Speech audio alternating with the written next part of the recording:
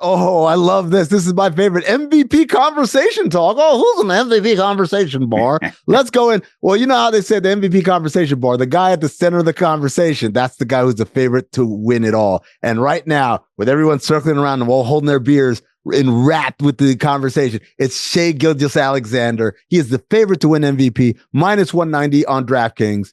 So, Izzy, if I present to you Shai or the field, what are you taking? Woo.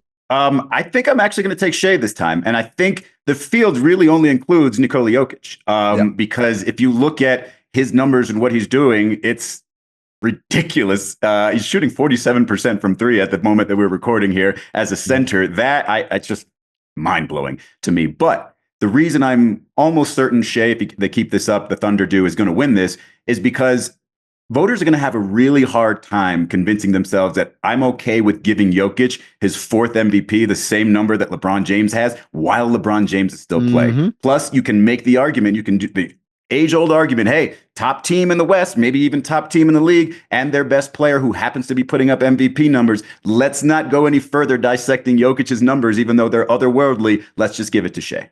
I'm 100% with you. Voters want a reason not to set historical precedents when it feels like that person hasn't earned it or whatever stupid justification they have.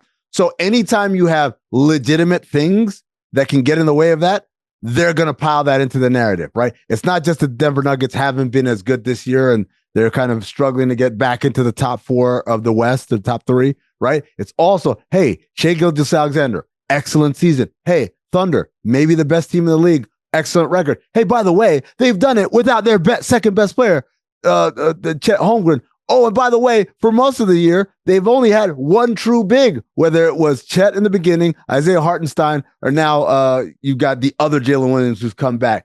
So they've got a lot of built-in, Shai's doing it with one arm tied behind his back, right, all to serve the narrative, which all of it is just avoid saying, hey, Nikola Jokic, maybe a top 10 player of all time, and we just don't want to admit it. It's also a cool sort of change-up, right? Because it's been big Jokic, big Embiid, kind of big Giannis, and now you've got a point guard again, kind of like when Steve Nash took an MVP award that probably belonged to Shaquille O'Neal. Yep. Well, that's what Shaq will say. I will tell you, as a tangential beneficiary of that, he's every bit the MVP. You can't take it away. Yeah, well, that's true. He won another one, so you really can't. Yes, he did.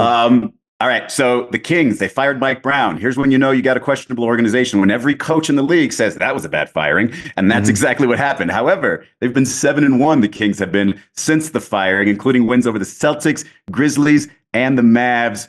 Was firing Mike Brown the right move, I mean?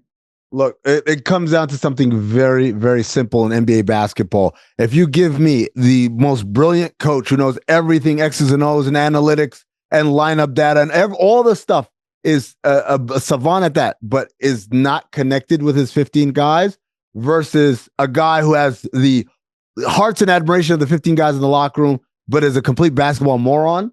I'm going to take the basketball moron, and it should never be like that. And I'm not calling Doug Christie a basketball moron. I'm just saying if you lose those guys, nothing else really matters, because I can supplement you with basketball IQ in your assistance. I can't supplement you with charm in your assistance. And so even though I think Mike Brown got a raw deal, it's hard to argue with the results, but I would say this: if the 15 men in that locker room are not following Mike Brown, a champion, a guy who does things the right way and demands things to be done the right way, then maybe you have the wrong 15 men.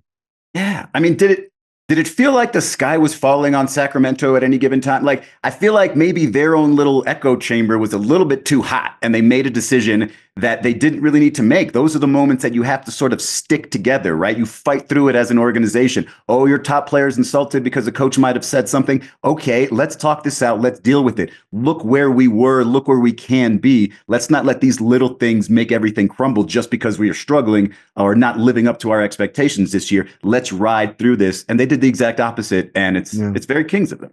Yeah, or maybe just listen to your coach. I don't know.